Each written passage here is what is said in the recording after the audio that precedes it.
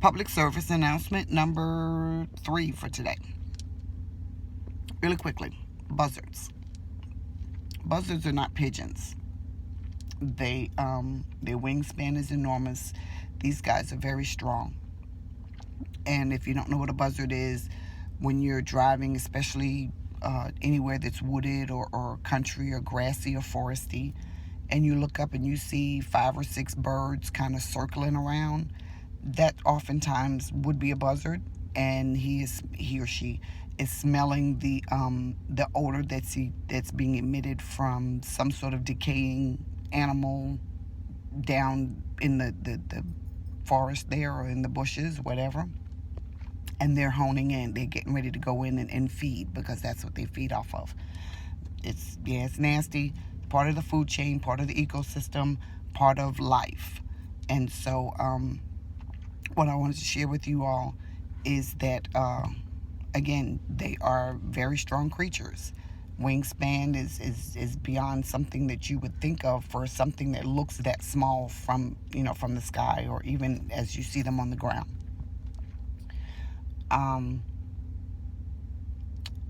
Coming into contact with them, if your vehicle is coming into contact with them and you're moving and they're moving and you guys are moving in opposite directions, you might wind up with some damage. I've seen windshields broken because the buzzard ain't moving. He feels like he has a right to be there. And when he realizes that you're about as crazy as he is and you're not going to move either and you're going to keep going, then he'll move. But he's going to move slowly. And oftentimes, as those wings are flapping, you'll wind up getting a hit.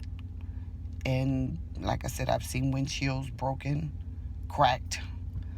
There was a time I hit one. It's going back some years. But I was reminded of it because of something that happened this past weekend, or this past week. And this particular buzzard, I was on the same road way back when that I was on this past week.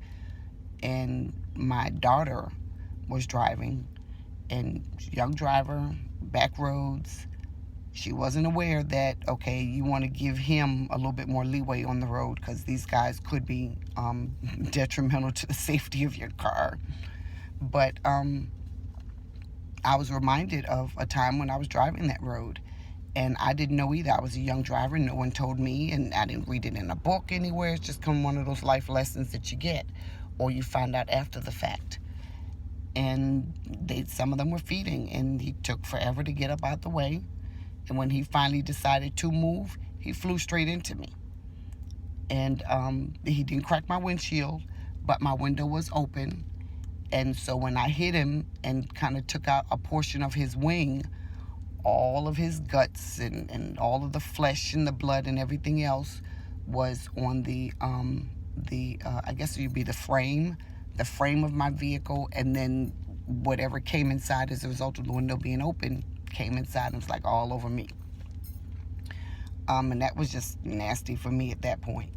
But just a reminder to people, and a point of information for those who don't know, that these guys are very strong.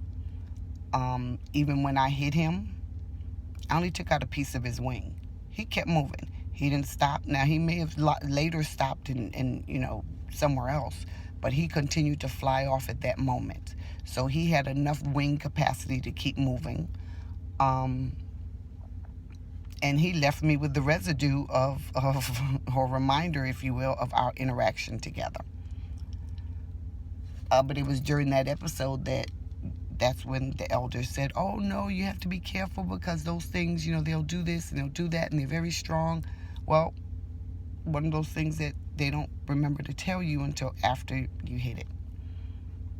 So just wanted to remind you guys, or share that piece of information with you guys as you're driving and you see these buzzards. Give them leeway. It's better safe that you give them leeway, slow down, reroute, kind of go around, whatever it is, than to have to deal with a cracked windshield, or some buzzard's guts all over your car that now you got to wash, or if your window's open, in my case, guts inside on you and your face, and if it hit me on the side, and on my arm and my clothes and stuff. So just a little word to the wise for you guys, for the primarily the younger drivers. And that's it for this one. As I said in one of the other videos, I've been in regrouping mode, if you will. And during regrouping mode, a lot of stuff comes to me, and so I've got a lot to dump. I didn't have my notebook handy to take notes, and so my head is like, right now, so much stuff in here that I'm trying to get out.